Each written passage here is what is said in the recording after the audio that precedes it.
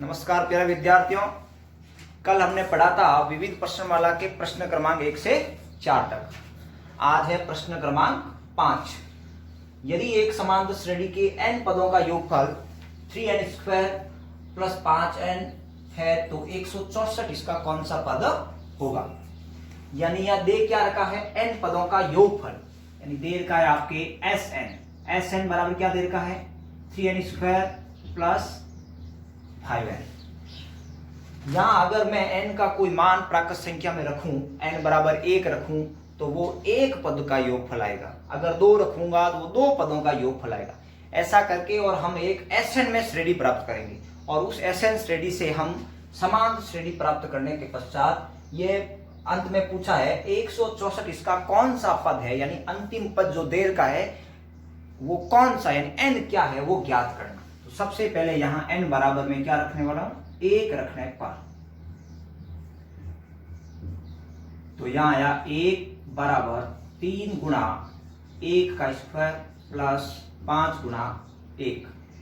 तो S1 बराबर 3 गुणा 1 को 1 से गुणा किया 1 प्लस 5 एकम 5।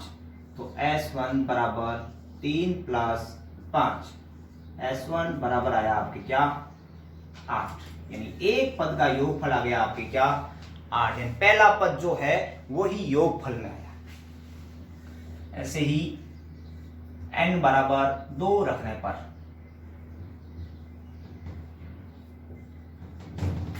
यानी S2 बराबर 3 गुणा 2 का स्क्वायर प्लस 5 गुणा 2।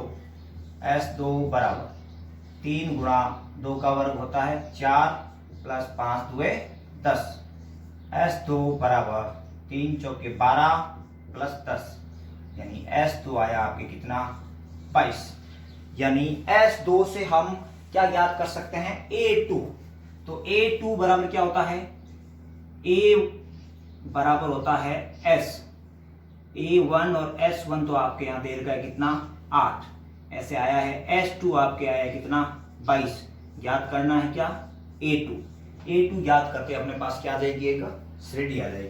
तो A2 बराबर क्या होता है, A2 बराबर S2 माइनस S1, यानी अगले पद में से 2 पदों के योगफल में से एक पद का योगफल घटाएंगे तो जो पीछे बचेगा वो क्या आएगा A2 आएगा। तो A2 बराबर S2 आपके कितना है 22 माइनस S1 क्या है 8। तो A2 बराबर 22 में से 8 घटाया कितना बचता है 14। ये आ गया आपके A2। तो समांतर श्रेणी क्या आई, पहला पद तो आपके क्या है 8, दूसरा क्या आया 14, ऐसे इनके बीच में अंतर कितना है 6 का। तो तीसरा क्या होगा 20, ऐसे चलता रहेगा। अंत में क्या है 164। तो ये आ गई आपके क्या समांतर श्रेणी। समांतर श्रेणी से हम क्या ज्ञात करेंगे AD ज्ञात करते हुए, और ये 164 अंतिम पद है, यानी क्या है AN देर का है। तो AN सूत्र से हम n ज्ञात कर लेंगे। तो यहाँ आया आपके A बराबर 8, D बराबर 14 माइनस 8, D बराबर आ गया 6। AN बराबर 164, n बराबर आपको क्या करना है 11। तो AN सूत्र से AN बराबर A प्लस n माइनस 1 गुणा T। AN का मान दे रखा है कितना 164 बराबर A क्या है 8 प्लस n ज्ञात करना था n माइनस 1 का n माइनस 1 गुणा D क्या है 6। सरल करते क्या आता है 164 बराबर 8, 6 को n से गुणा किया प्लस के 6n माइनस प्लस माइनस 6 को 1 से गुणा किया 6। 164 बराबर 8 में से 6 गया 2 प्लस के 6, बचता क्या है, यहां है आपके 2 इधर प्लस का है उधर जाएगा तो माइनस का। 164 माइनस के 2 बराबर क्या है 6n। 164 में से 2 गया 162 बराबर 6n। n बराबर क्या 162 भाग 6, n बराबर 6 का भाग गया 6 2 12, शेष बच गए 4, हो गए 42, 6 7 42। 27वां पद है वो क्या होगा, 164 होगा। इस प्रकार से आपको करना है प्रश्न क्रमांक 5।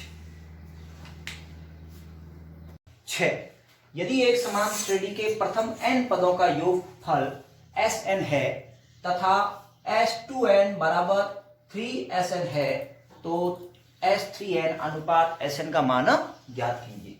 तो सबसे पहले प्रश्न में क्या दे रखा है, दिया है, दे रखा है n पदों का योगफल, n पदों का योगफल दे रखा है क्या, Sn। Sn बोले तो क्या, Sn बराबर n/2 गुणा 2a प्लस n-1 गुणा d। एक चीज तो ये दे रखी है। फिर दे रखा है क्या, S2n बराबर 3Sn, यानी 3 गुणा Sn। ये दो चीज दे रखी है और आपको ज्ञात करना है S3n अनुपात Sn। तो यहाँ क्या है, Sn ही है और n का मान यहाँ क्या है 2n, और यहाँ n का मान क्या है Na, और Sn का मान यानी Sn का सूत्र क्या है n/2 गुणा 2a प्लस n-1 गुणा d। यानी यहाँ Sn सूत्र लगाना, वहां n का मान क्या रखना 2n, यानी यहाँ n है तो यहाँ रखेंगे हम 2n, जहां n है वहां इस वाले भाग यानी बाएं भाग में तो 2n रखेंगे, और जो दायां भाग है वहां n का मान क्या पड़ा है n है। तो जैसा सूत्र है वो हूबहू सूत्र ही उतरेगा। तो यहाँ क्या S2n यानी क्या n/2, n का मान है यहाँ 2n/2 गुणा 2a प्लस n-1 गुणा d, यानी यहां भी n का मान क्या है 2n-1 गुणा d बराबर यहां है 3 गुणा n, यानी n का मान तो क्या है यहाँ n/2 गुणा 2a प्लस n-1 गुणा d। Sn सूत्र ही दोनों और बराबर रखा हुआ है, एक तरफ n का मान है 2n, एक तरफ n का मान है n, और एक तरफ Sn के गुणा में है 1, एक तरफ है 3। तो यहां मैंने 3 गुणा में रख दिया, यहाँ 1 है तो 1 को गुणा में रखने की आवश्यकता नहीं। यहां से जो मान प्राप्त होगा वो हम उसके अंदर जो S3n अनुपात Sn है, जिसको हम बट्टा में लिख करके भी हल कर सकते हैं, वहां रखेंगे तो जो हमें मान पूछा है वो आ जाएगा। तो सबसे पहले इसको सरल करते हैं, क्या यहाँ 2 n/2 से n/2, ये तो क्या है कट रहा है n/2 से n/2, क्योंकि ये n/2 इधर गुणा में है, उधर जाएगा तो भाग में तो n/2 से n/2 कट गया, इधर बचता है 2 गुणा 2a, d को 2n से गुणा करते हैं तो प्लस के 2n/d, d को -1 से गुणा करते हैं तो माइनस का d बराबर 3 गुणा 2a का 2a प्लस d को n से गुणा करते हैं तो क्या nd, d को -1 से गुणा करते हैं क्या माइनस का d। अब इसको गुणा करते हैं तो 2 को 2a से गुणा किया 4a प्लस 2 को 2nd से गुणा किया 4nd माइनस 2 को d से गुणा किया 2d बराबर 3 को 2a से गुणा किया 6a प्लस 3 को nd से गुणा किया 3nd माइनस 3 को d से गुणा किया 3d। अब a को एक तरफ रखो और nd या d को एक तरफ, यहाँ 6a इधर है प्लस का, उस पक्ष में जाएगा तो माइनस का। ऐसे ही यहाँ 4nd और माइनस 2d है, इधर ये 4nd प्लस का, उस पक्ष में जाएगा तो माइनस का। ये है 2d माइनस का, तो उस पक्ष में जाएगा तो प्लस का।